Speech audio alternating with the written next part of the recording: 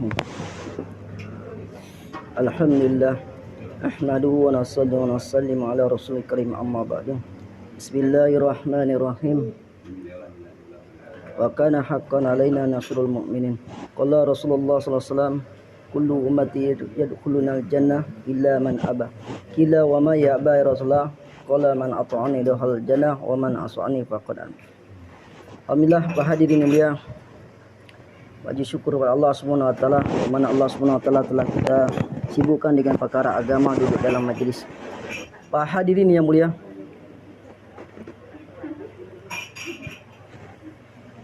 kita ni nak bersyukur kepada Allah Subhanahu wa taala, yang mana Allah Subhanahu wa taala telah beri kita nikmat yang besar.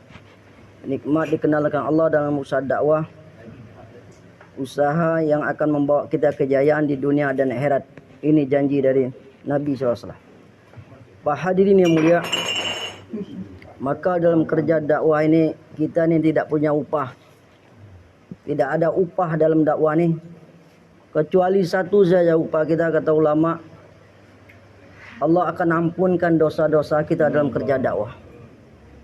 Kalaulah kita diterima, Allah ampunkan dosa-dosa kita dalam kerja dakwah ini sudah cukup, kata ulama, untuk seluruh mewakafkan harta diri kita, waktu kita menyibukkan dalam urusan agama.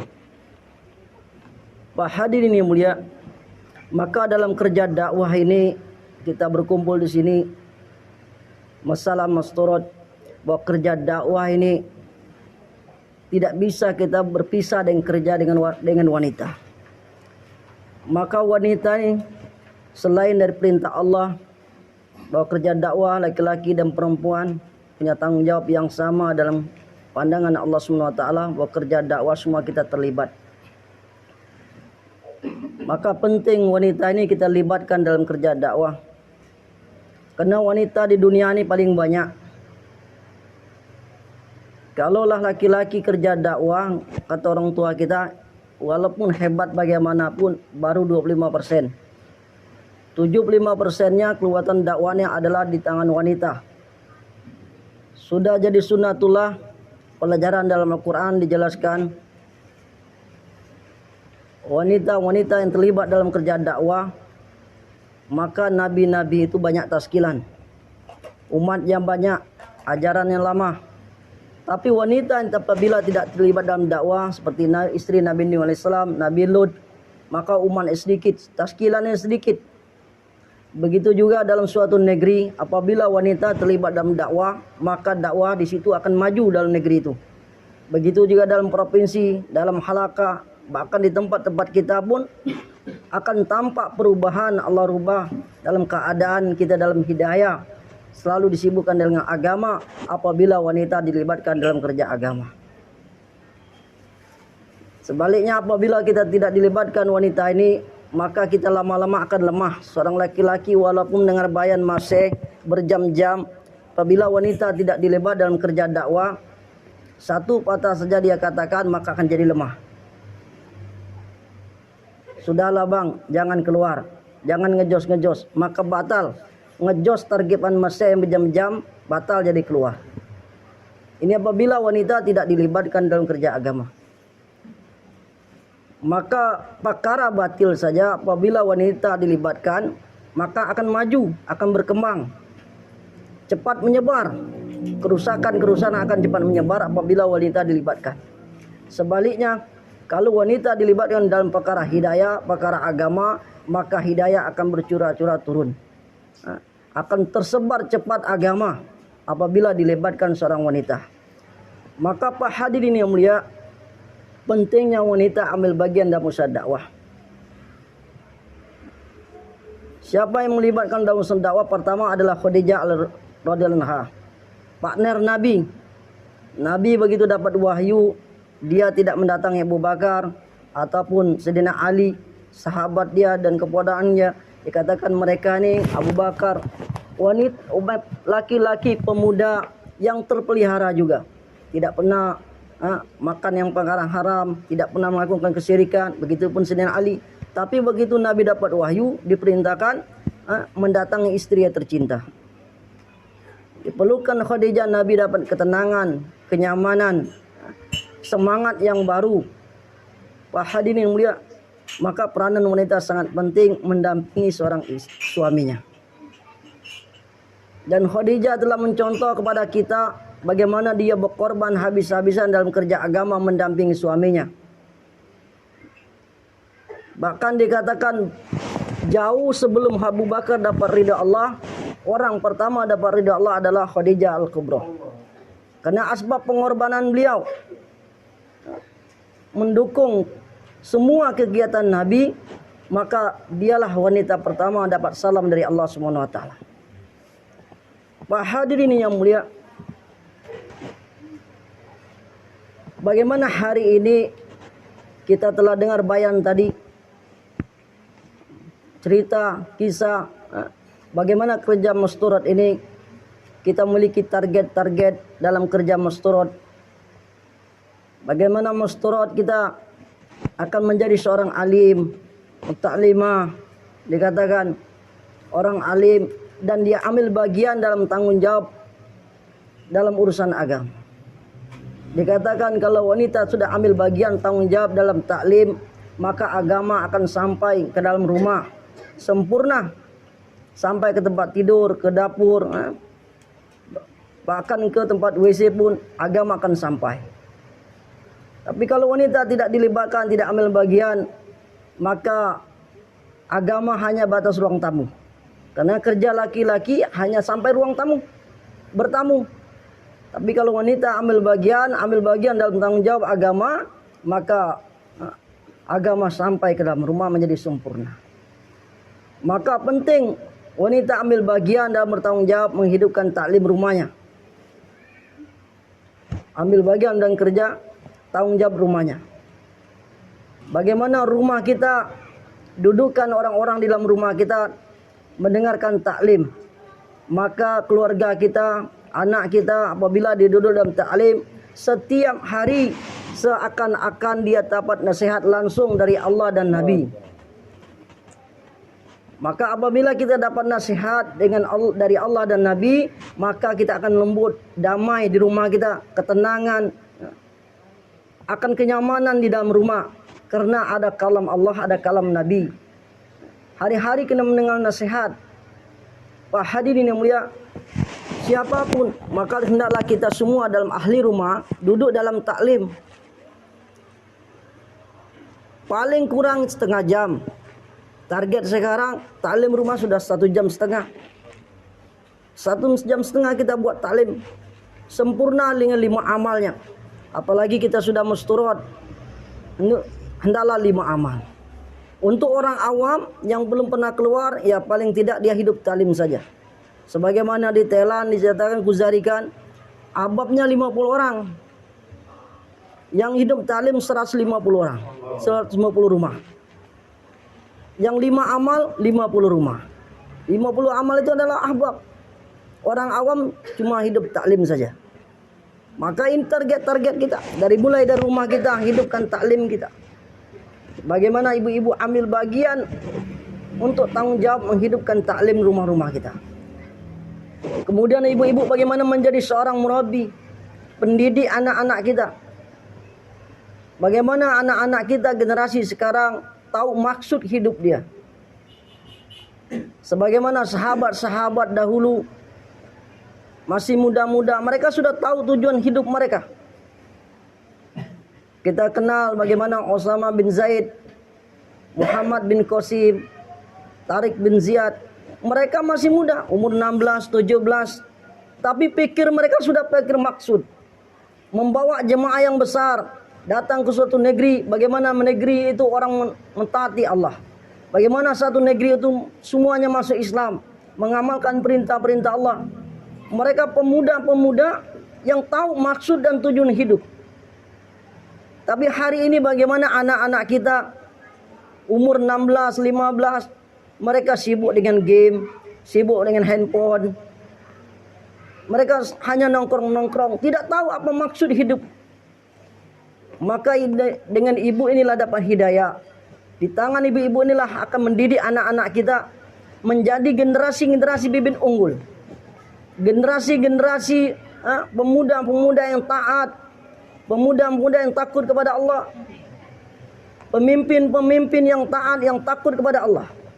Maka kita dudukkan, ajarkan dia bagaimana di rumah kita ada suasana agama 24 jam. Ada suasana bagaimana memikirkan agama supaya wujud dalam kehidupan kita. Maka 15 tahun, 20 tahun akan datang, apabila masjid kita akan membentuk jemaah, maka dipastikan satu jemaah itu ada orang hafiz ataupun alim, itu dari keluarga kita, dari anak kita. Cita-cita Maulana Ilyas rahmatullahi, hendaklah satu jemaah, satu mahala, dalam satu jemaah ada yang hafiz, ada yang alim. Maka targetkan 15 tahun, 20 tahun akan terbentuk satu mahala yang sempurna, ada hafiznya, ada alimnya, sehingga ada madrasah yang berjalan. Pulang dari 4 bulan, dia tahu ilmu-ilmu fikih, mandi mayat, nyolat jenazah, dan semua ilmu-ilmu fikih. Madrasah berjalan. Ini diinginkan. Maka dengan didikan seorang ibu-ibu inilah akan timbul generasi-generasi unggulan. Maka akan timbul pemimpin-pemimpin yang taat kepada Allah. Walaupun dia jadi gubernur, dia hafiz yang taat kepada Allah. Seorang presiden yang alim, tahu hukum dan takut kepada Allah. Maka dari pangkuan seorang ibu, sebagaimana sahabat Hasan dan Husain, orang alim, banyak ulama-ulama, orang-orang terdahulu dididik oleh seorang wanita. Ulama-ulama besar, Imam Bukhari, Abdul Qadir Jalani, ini orang-orang hebat semua dididik oleh seorang wanita. Maka target ibu-ibu bagaimana setiap anak ada di rumah kita ini, targetnya seperti itu. Menjadi anak yang hafiz dan alim dan takut kepada Allah. Membentuk anak yang soleh. Atau almarhum Kiai Gusuran waktu terakhir bayar di Mama Idris, membentuk anak yang soleh, takut ini fardu ain. Membentuk anak yang hafiz alim adalah fardu kifayah. Kalau dia menjadi anak yang soleh, apabila dia ditakdir Allah menjadi orang hafiz, maka hafiz yang taat kepada Allah. Orang alim taat kepada Allah dan takut kepada Allah. Tapi kalau dia tidak dibina, tidak dididik dengan mental di rumah kita, maka dia akan menjadi orang alim yang jahil, orang yang hafiz yang jahil. Maka penting sekali peranan ibu-ibu, karena anak-anak dekat dengan ibu-ibu. Sifat anak-anak banyak mencangkok sifat ibunya. Kalau ibunya dermawan, maka anak akan dermawan. Jika ibunya pelit, maka anak pun akan pelit. Dia akan mencontoh kehidupan sehari-hari dalam rumah dia. Kemudian target kita berikut, ibu-ibu, bagaimana ibu-ibu ini menjadi seorang ahli ibadah. Namanya ahli ibadah nih, kita nak jaga amal-amalan kita, amalan-amalan sunnah kita, solat sunnah kita, zikir-zikir kita, wirid-wirid kita. Bukan yang fardu. Kalau yang fardu ini wajib semua orang ambil bagian. Kalau yang fardu, namanya ahli ini mengamalkan perkara amalan ibadah yang sunnah, baik puasanya, tahajudnya, salat wabinnya, dan amal-amal lain, dan baca Al-Qurannya. Targetkan 1 juz setiap hari kita nak jaga. Kalau sudah lancar, targetkan 3 juz setiap hari. Sehingga datang kita bisa menyelesaikan masalah dengan amal-amal kita. Bagaimana dengan usaha dakwah ini, dengan asbab kita keluar-keluar ini, maka apabila ada masalah, benturan pertama atau ulama kita bukan dengan makhluk, tapi bagaimana kita menyelesaikan dengan amalan, ingat kepada Allah. Ini terbiar dengan amal-amal kita. Menjadi seorang ahli ibadah bisa menyelesaikan masalah-masalah dengan amal.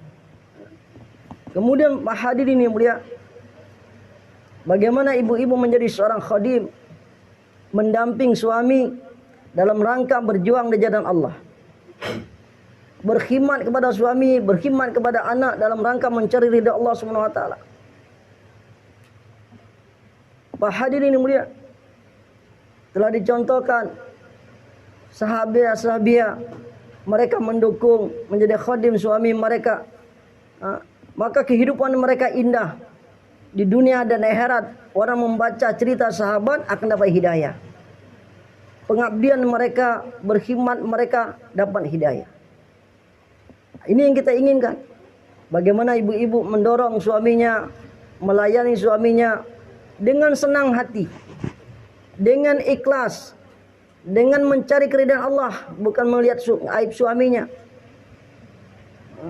Berkhidmat, bahkan dikata pun walaupun suami kita penghasilan hanya 10.000 sehari pun kita tidak boleh mencaci ya. Dia adalah suami kita. Walaupun ibu ini penghasilan mungkin sehari 1 juta, suami kita penghasilan 20.000 satu hari. Beli susu saja tidak cukup penghasilannya. Tapi Khadijah radhiyallahu anha tidak pernah mengangkat pongaknya di hadapan Nabi. Dia diam, tawaju, mendengarkan nasihat-nasihat Nabi. Padahal Khadijah adalah wanita bangsawan, orang kaya. Nabi masih muda, dulu pernah jadi karyawan dia. Tapi waktu dia diangkat dari Nabi, telah menjadi suami dia, Khadijah ini tidak pernah bicara lebih dari suaminya. Taat kepada suaminya, sehingga mudah diatur istri-istri Nabi ini. Begitu juga kita hari ini ingin belajar, berkhidmat, melayani, sehingga ridho Allah selalu dalam keridhaan kita. Ridhaan suami, ridhaan Allah dalam keridhaan suami, kita pun dapat ridha Allah setiap saat dan keadaan. Dan kita belajar mendorong kegiatan suami kita. Belajar samina wa ta'na, tidak membantah. Apa keputusan suami kita untuk kebaikan, untuk agama, jangan kita bantah. Jangan kita bantah. Untuk perkara kebaikan, bagaimana kita tawaju, ada kebaikan-kebaikan. Kemudian Pak hadirin mulia, kalau waktu mau keluar kita dorong mereka, mengingatkan dia jadwal-jadwal kita dalam urusan dakwah. Kemudian Pak hadirin mulia, target kita musturad, bagaimana ibu-ibu menjadi seorang mujahidah. Kehidupan sederhana, karena agama ini akan cepat datang ke kehidupan kita dengan kehidupan sederhana. Banyak contoh dalam kisah Fadilah Amal, bagaimana kisah Fatimah. Kehidupan begitu sederhana, bahkan dia berkhidmat sendiri, bahkan sampai tangannya kapalan, derek air, ambil air, membuat makanan untuk ontanya. Padahal dia anak Nabi, orang hebat, tapi dia tidak pernah komplain dengan suaminya, minta carikan pembantu, budak, tidak. Dia pun tidak pernah mengeluh kepada Nabi. Dia belajar kehidupan sederhana. Karena puasa begitu menyedihkan. Bahkan ada juga sahabat melihat salah satu sahabiah tiap hari membagikan uang 70.000 keping emas. Tapi kata dia, lihat sendiri, bibi saya Asma itu waktu dia membagi emas, keping emas, saya lihat baju tangan kanannya tuh bertampal-tampal. Begitu sederhana. Istri Abu Bakar radhiyallahu anhu, istri seorang raja, presiden, negeri seluruh dunia ini, khalifah. Bagaimana kehidupan sederhana Abu Bakar? Dikala istri dia mau makan manisan, maka dia menceleng, menabung uang belanjanya sedikit-sedikit, begitu cukup. Dia katakan kepada Abu Bakar bahwa kami ini ingin beli manisan, ngidam manisan. Mana uangnya, kata Abu Bakar? Ini ada uang sudah dikumpulkan dari sisa-sisa belanja. Dikumpulkan, begitu cukup dia beli untuk beli manisan. Tapi kata Abu Bakar, kalau begitu bulan depan kurang lagi gaji saya, sebagaimana kamu bisa menabung uang tadi? Istri seorang presiden, seorang raja, khalifah, untuk mengidam manisan saja dia menabung. Tapi Abu Bakar untuk agama dia royal. Abu Bakar untuk agama royal, untuk keperluannya begitu sederhana. Tapi untuk maksud, untuk agama, tokonya telah dijual. Semua harta-harta telah dibawa keluar di jalan Allah berjuang. Maka inilah membuat Abu Bakar lebih daripada sahabat yang lain. Kehidupan sederhana, pengorbanan dengan kehidupan sederhana. Harta yang telah diimpakkan untuk agama royal. Pak hadirin yang mulia, kita ingin kehidupan seperti sahabat-sahabat seperti ini, sehingga Allah Subhanahu wa taala beri kita kepahaman dengan agama, maka syariat-syariat agama akan mudah datang kepada kehidupan kita. Dan kita akan mudah mengambil tekaza-tekaza apabila kehidupan kita sederhana.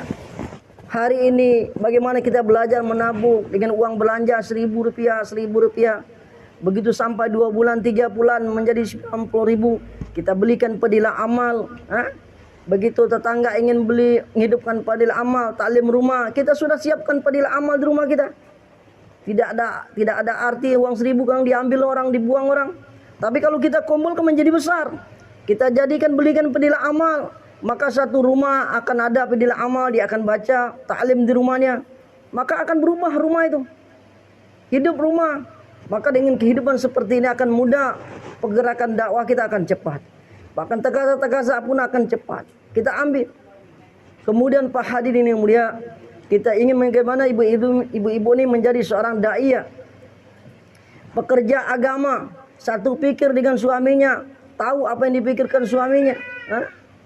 Bagaimana setiap ada wanita datang ke rumah kita, seperadek kita, bibi kita, keponakan kita, perempuan datang ke rumah, semua kenal dengan ustaz dakwah. Kita taskil mereka, ajak mereka, kenalkan mereka dengan ustaz dakwah. Sebagaimana sahabiah dahulu. Diceritakan Ummu Syarif itu pandai menaskil. Setiap wanita-wanita di Mekah di awal-awal dakwah diajak, dirayunya sehingga mereka kenal agama, masuk Islam. Sehingga Abu Jahal paling benci dengan Ummu Syarif karena dia wanita yang pintar naskil, pintar merayu orang. Maka dikatakan Ummu Syarif untuk dikirim ke kampung dia, dipulang kampung, diikat untuk dipulangkan. Ternyata di padang pasir dia diikat, dijemur, sampai kehausan. Tapi pertolongan Allah datang kepada orang-orang menegakkan agama, sehingga dikata ulama datang air hujan yang pas jatuh dengan sampai di mulut dia. Minum, pertolongan Allah datang. Kehebatan Ummu Syarif ini. Dia ahli orang naskil. Banyak wanita-wanita di tanah Mekah itu ditaskil oleh Ummu Syarif. Begitu juga hari ini ibu-ibu, bagaimana ibu-ibu menjadi seorang dai, pandai menaskil, pandai merayu. Karena seorang wanita ni kalau risau, subhanallah. Keistimewaan seorang wanita ni kalau risau ya, kalau perkara dunia akan cepat terkabul. Tapi kalau kita lah kena ustaz dakwah, bagaimana risau ibu ni, ketakutan ibu ni, kemarahan pun jadi asbab hidayah. Seorang wanita ini merengek, mudah nangis. Bahkan kata wanita ni kalau dia melahirkan itu tidak takut mati. Kalau melahirkan anak itu dia tidak takut mati. Tapi dia tuh takut kalau meninggalkan anaknya. Meninggalkan anak di rumah sendiri itu takut. Siapa yang jaganya, siapa yang beri makannya. Tapi melahirkan anak bertaruh dengan nyawa dia tidak takut. Tapi meninggal berpisah dari anak malah dia takut. Maka kita belajar. Maka Pak hadirin yang mulia, bagaimana kesusahan ibu ini, kerisauan ibu ini dialihkan untuk agama. Jadi asbab hidayah. Nangisnya pun jadi asbab hidayah kalau kenal ustaz dakwah. Kegelisahannya akan jadi asbab hidayah. Dulu ada Masturot, marah. Diceritakan marah dengan suaminya. Setiap lebaran akan masak-masak, letih masak-masak. Dikatanya, "Bang, cobalah kita lebaran di Mekah sana." Ada lagi buat kue kalau lebaran di Mekah. Kata suaminya, "Amin," kata. Marah. Malas. Suami tidak mau mantu buat masak kue-kue hari lebaran. Ternyata tahun berikut, betul Pak hadirin mulia, Allah kirim dia ke Mekah. Allah kirim ke Mekah, betul. Lebaran di Mekah, tidak perlu repot buat kue lagi. Marah seorang wanita pun jadi asbab hidayah. Dengan suami yang amin, malaikat ngabulkan, Allah kabulkan. Dia amin malaikat, Allah ngabulkan. Pak hadirin mulia, terjadi. Maka wanita ini semua ada di asbab hidayah. Kesusahan, kesedihannya, kecemasan dia, bahkan marah pun akan jadi asbab hidayah. Kalau sudah sama-sama kerjasama, begitu juga hari ini Pak hadirin, kita mengharapkan ibu-ibu seperti itu. Kita doakan anak-anak kita, walaupun dalam keadaan marah, doa. Marahnya doa. Seperti Abdurrahman Sudais diceritakan, dikuzarikan, dimarah ibunya. "Pergilah kamu ke haram sana, nanti jadi imam di haram." Ibunya marah tapi marah yang bagus. Marah doa, Allah kabulkan. Akhirnya dia besar menjadi imam di haram. Bagaimana kita hari ini ibu-ibu ini diarahkan seperti itu. Kerisauan dia, kesedihan dia, kemarahan pun jadi asbab bidayah. Pak hadirin yang mulia, inilah yang kita inginkan. Kemudian bagaimana juga dalam kerja, ada arahan-arahan waktu syarat-syarat kita keluar. Dikatakan kita keluar ini untuk membentuk masturot ini supaya menjadi targetnya, maka kita perlu hati-hati dalam kerja masturot. Kita sering dengar orang tua kita, kalau laki-laki keluar nih walaupun tidak tertib, yang penting keluar. Sering kita dengar, sudahlah saya biarlah tidak tertib, yang penting dia keluar. Ini kalau laki-laki. Kalau laki-laki nak ngambil ngerokok, bawa HP dan macam-macam, masih pakai celana Hawaii, maka dia katakan yang penting dia keluar. Tidak tertib kalau laki-laki ini, tapi dibolehkan, yang penting dia keluar. Tapi kalau kerja masturot ini, untuk mendapatkan ini hasilnya beda dengan kerja laki-laki. Kita harus hati-hati dalam kerja masturot. Kerja masturot harus hati-hati. Bahkan dikatakan orang tua kita, Ustadz Masrohan waktu musyawarah Indonesia, kalau tidak ikut arahan, tidak ikut musyawarah, tidak ikut usul-usul dakwah, lebih baik tidak usah dikeluarkan, katanya. Lebih baik tidak usah dikeluarkan. Karena keluar masturot garis takwa. Lebih baik tidak dikeluarkan kalau tidak ikut usul-usul dakwah. Keluar masturot ini ada arahan-arahan umum. Syarat-syarat umum. Pertama dikatakan secara umum itu harus melalui musyawarah. Melalui kendali markas. Masturot semua dimusyawarahkan. Kedua, masturot itu orang tua kita katakan harus pakai purdah yang sempurna. Ini tertib umum. Tidak bisa dipadak-padik. Walaupun dia seanak istri gubernur sekalipun. Katakan saya toleransi, ini istri gubernur. Dia lah nyumbang 5 miliar di Merakas. Kalau besok jadi penjeblosan, suaminya menang, ditambah lagi mungkin 10 miliar lagi. Biarlah pakai kacamata hitam saja keluar masturot. Tidak bisa. Jangan istri gubernur. Bahkan kata almarhum surah kita, kalau Jibril keluar saja, mau keluar masturot harus ikut aturan bumi. Begitu juga hari ini. Harus pakai purda yang sempurna masturot kalau mau keluar. Kemudian pakai bersama dengan mahram hakiki. Kita keluar masturot dengan mahram hakiki. Boleh bawa anak, bawa istri, tapi anak pun anak yang sudah balik dan anak kandung. Anak angkat pun tak boleh. Anak kandung dan anak yang sudah balik dan tambah istri kita. Keluar masturot dengan muhrim hakiki. Kemudian kita kalau tidak balik tidak boleh bawa anak. Tidak boleh bawa anak. Ini syarat-syarat umum untuk keluar masturot. Dengan musyawarah, dengan purda yang sempurna, dengan muhrim hakiki. Untuk kerja masturot. Tidak boleh bawa anak kecuali yang balik. Pak hadirin mulia, ini arahan-arahan umum untuk kerja masturot kita. Jadi kalau kita tahu, jangan banding-banding lagi. Tidak cocok dengan Pak Ubadillah, coba nemu Pak Haji Sehu. Tidak cocok nemui Pak Nurmadi. Tidak cocok nemui Pak Muslim. Ke Jakarta. Ini banding-banding. Kata surah kita kemarin Musyawarah, orang ini tidak akan sampai puncak ketaatan kalau banding-banding terus. Maka Pak hadirin mulia, ini arahan-arahan umum dalam kerja masturot. Ada arahan-arahan secara khusus. Sebagaimana keluar masturot 3 hari. Keluar masturot 3 hari itu syaratnya Pak hadirin mulia, minimal wanita itu pernah duduk dalam taklim. Mau duduk dalam taklim masturot, nusrah masturot, duduk abad taklim rumah, mungkin buat taklim rumah 1 hari atau 2 hari. Yang penting wanita itu pernah didudukkan dalam taklim. Ini syarat-syarat khusus. Jangan sampai wanita itu kita kerbit. Datang kena mau kawin, diajak boncengan, ada jemaah musyrot, masuk jemaah musyrot di situ selama 3 hari, ada kerbit, bahkan belum nikah lagi. Ini bahaya. Maka minimal wanita sudah nikah, kita nikah dan dia pernah duduk dalam taklim. Kemudian Pak hadirin mulia, dan rijalnya pernah keluar 3 hari. Ini syarat keluar 3 hari. Masturot pernah duduk dalam taklim, karena taklim ini awal dari kerja dakwah. Kemudian rijalnya pernah keluar 3 hari. Rijal. Ini tertib syarat-syarat khususnya kerja masturot. Dan kita buat kerja masturot ini, kalau yang 10 hari setahun sekali, kalau yang 3 hari 3 bulan sekali atau 4 bulan sekali.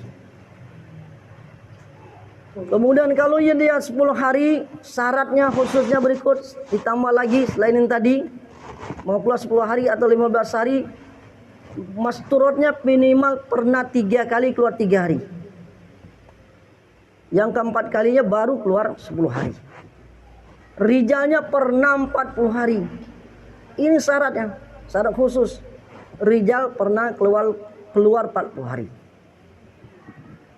Kemudian Pak hadirin yang mulia, jangan main tipu-tipuan keluar. Ada kemarin bukan di sini sih, Pangkal Pinang. Mau takil aliannya keluar 10 hari. Jadi main napusi, main tipu muslihat. Dibilang kita keluar 3 hari, gabung jemaah 10 hari. Keluar 3 hari. Setelah keluar 3 hari mau pulang istrinya. Ternyata sudah terlanjur basah. Sudah terlanjur jauh katanya. Kita keluar 10 hari lah. Main tipu-tipuan. Maka keluar masturat jangan main tipu-tipuan. Harus ada betul-betul kesiapan dari wanitanya. Membawa purda, membawa peralatannya, dan dia siap keluar berapa hari, 3 hari, 10 hari. Harus betul-betul dengan kehatian, dengan hati yang dalam, kesiapan. Kita bukan mencari sertifikat, bukan sertifikasi. Pernah keluar 10 hari, keluar 15 hari, bukan. Pernah 40 hari, pernah negara, bukan. Bukan nyari sertifikat, bukan nyari ijazah, bukan ngejar target. Mau hadir jur, mesti 10 hari, bukan. Maka betul-betul ada kesiapan. Ini 10 hari atau 15 hari setiap setahun sekali.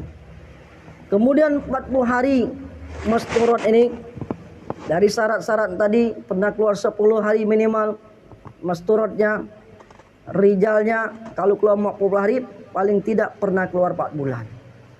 Mau keluar 40 hari masturot, paling tidak rijalnya pernah keluar 4 bulan. Kita buat keluar 40 hari 3 tahun sekali. 3 tahun sekali keluar masturot. Pak hadirin yang mulia, begitu juga mau ke India. Kalau ke India, mesti kita rijalnya pernah IPB. Rijalnya tuh target utamanya adalah takwanya pernah IPB.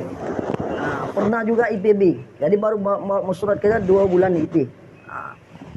Kemudian Pak hadirin yang mulia, sedangkan masturotnya boleh pernah 10 hari. Untuk khusus ke India.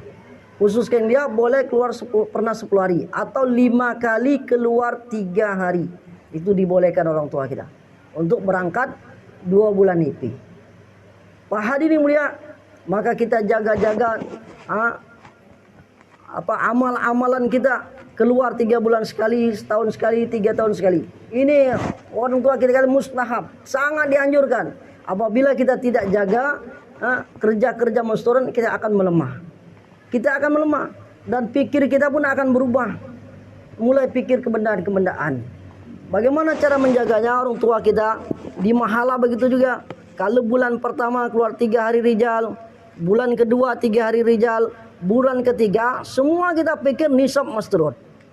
Baik di mahala maupun di halaka. Di halaka di Mentang juga bagaimana bulan ketiga ini semua keluar masturot. Bulan pertama 3 hari rijal, bulan kedua 3 rijal, bulan ketiga 3 hari masturot. 3 hari masturot. Jadi kompak. Satu halaqah keluar 3 hari masturot. Semua terbentuk jemaah. Kemudian begitu juga nisabnya keluar 10 hari begitu juga. 40 hari begitu juga. Apabila bertumuran dengan nisab rijal, maka nisab rijal dikalahkan, maka diutamakan nisab masturot. Maka ibu-ibu harus tahu, jangan sampai kecolongan. Ibu nisab dilabaikan, sebenarnya bapak keluar terus. Dan Pak hadirin yang mulia, maka kerja masturat ini, maka ibu-ibu harus jeli bagaimana arahan-arahan ini, sehingga ibu ini punya tanggung jawab yang sama. Maka kalau bapak mau keluar, Pak kami mau nisab dulu, kita keluar nisab dulu. Kalau bapak mau keluar 4 bulan, nanti tinggal nambah 80 hari lagi. Nah, nambah 80 hari lagi, 40 harinya masturat dulu, 80 harinya baru dilanjut lagi tahazanya. Jangan sampai kita nggak nisab. Bahkan rijal keluar 4 bulan dalam keadaan istri meninggalkan istri, tidak nisab, tidak keluar. Begitu juga mau keluar 4 bulan, 40 hari, hendaklah istri kita dikeluarkan dulu 10 hari, kecuali dia uzur.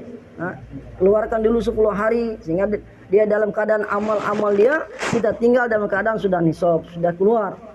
Tugas-tugas dia sudah keluar.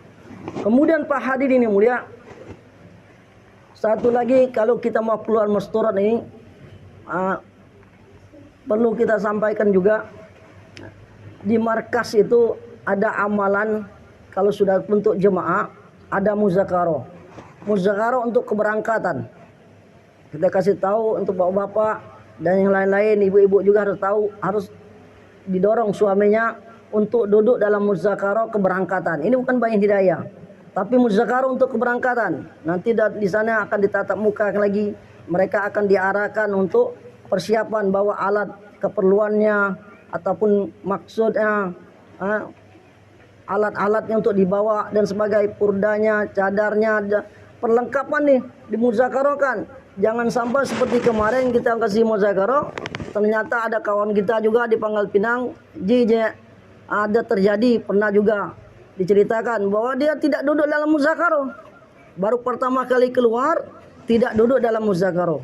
Sehingga begitu mau bayan hidayah, sudah bayan hidayah, dia kaos tangan tidak ada. Tidak ada kaos tangan. Ini kenapa tidak ada kaos tangan, kata istrinya. Orang ada kaos tangan semua ada double serep. Akhirnya apa boleh buat? Beli tidak bisa lagi, tidak sempat lagi. Akhirnya istri ini pakai kresek. Pakai kresek. Jadi kayak robot ya. Ini pakai. Kenapa? Karena suami tidak duduk dalam muzakarah. Banyak sekali pentingnya bapak-bapak duduk dalam muzakarah, dan kita ajak orang-orang baru untuk duduk dalam muzakarah, sehingga kita keluar itu betul-betul dengan kesiapan yang matang. Kesiapan yang matang, sehingga keperluan istri yang kita bawa sudah dimuzakarahkan. Jangan sampai kita habis bayan hidayah baru sibuk. Mau beli hadiahnya, beli kaos tangannya, beli macam-macam baju. Dan habis bayan hidayah baru menyiapkan keperluan. Sehingga kita semakin lama dalam kerja dakwah, semakin simpel kerja kita, semakin bagus kan kerja kita. Maka kita tidak banyak mikir lagi keperluan kita, karena kita lah tahu apa yang harus kita buat. Dengan muzakarah yang penting, sehingga setiap kita keluar mutlak hanya pikir hidayah, tidak pikir keperluan lagi, karena keperluan sudah dimuzakarahkan, sudah disiapkan. Maka kita begitu keluar rumah, semua full pikir hidayah. Pikir hidayah, sehingga kita keluar dengan usul takbir yang baik, pengaturan yang baik, sehingga kita akan jadi asbab hidayah. Kemudian ibu-ibu, penting lagi dalam kerja masturat ini, kita menyiapkan rumah. Karena dalam kerja masturat banyak sekali jemaah 10 hari, kadang dapat taskilan tidak disiapkan rumah cadangan, hanya menyiapkan rute rumah untuk 10 hari saja jemaah gerak. Padahal setiap jemaah 10 hari, 40 hari bergerak di suatu wilayah, hendaklah tim masturat ataupun ibu-ibu masturat ini semuanya menawarkan rumah. Maka ibu-ibu tanya ke bapak, ada jemaah 10 hari. Bi, kalau jemaah itu ada taskilan, rumah kita disiapkan. Musyawarahkan di halaqah. Kita ngecup dulu. Pokoknya ada jemaah ada taskilan, rumah kita.